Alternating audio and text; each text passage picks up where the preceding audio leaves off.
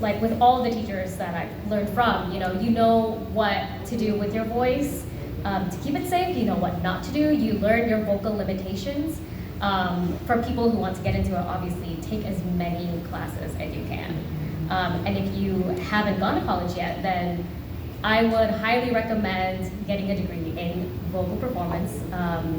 I actually got my degree in classical voice because I wanted to learn, and I don't sing classically like outside, like I sing more pop R&B, but I wanted to give myself a solid foundation to kind of build on. So yeah. I do sing classical, and like I use it a lot in the booth.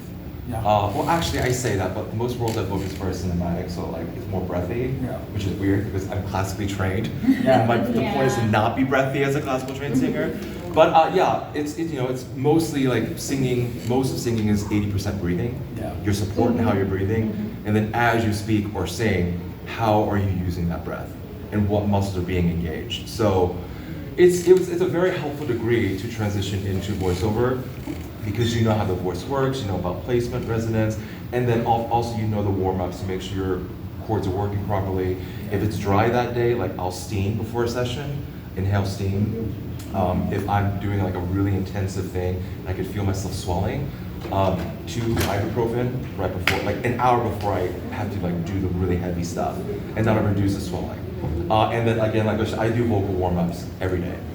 And then before the booth, I'm the crazy person in the booth, like doing lip trills over and over and over and over and over and over. Yeah, before I start. I mean, I used to be a vocal coach for singers when I lived in Reno, and one of the things I used to tell people, actors even, because I had actors always had to come in and take singing classes, and I was like, the number one thing I would say is find a vocal coach, like as an actor. I think even if you don't want to sing, like having someone that can teach you about your voice is like so important, because there's a lot of new actors that I've met recently, like, how are you like able to do these like higher characters and like for so consistently? And I'm like, well, that's just my classical theater training, like of years of being a tenor and trying to like play these characters. And so like teaching kids at the time that were going through like puberty and voice change, you know, you have to deal with that type of range adjustment. And so what I learned when I was acting and I had my own vocal coach was like, it even helped me with like breathing, obviously, but also placement. You know, when you're doing theater on stage, sometimes you don't have a microphone, so you have to project really loud notes and belt.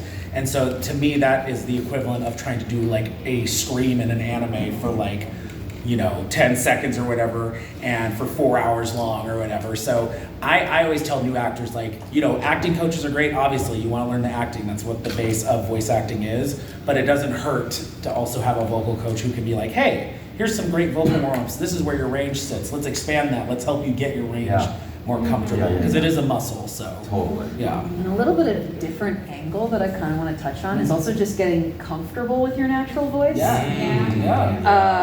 can probably hear I have a very deep voice for a woman. And when I was new, whenever I was booked to voice a character around here, my natural instinct would be to start getting higher and higher, because I was like, this is what anime sounds like. This is what anime characters sound like. And they'd always be like, you're getting too high, you're getting too high. It took a long time for me to be comfortable giving any anime character my normal voice. It took a really long time. And even now that I'm comfortable with it, like said comments, I still see comments being like, she sounds like a 50-year-old lady when the character's 15, but like, this is what I sounded like at 15. You know? I had a low voice. Same. So it's again, kind of in that vein of, you gotta do things for the show, you gotta do things that will serve the show, and you gotta check your own insecurities at the door.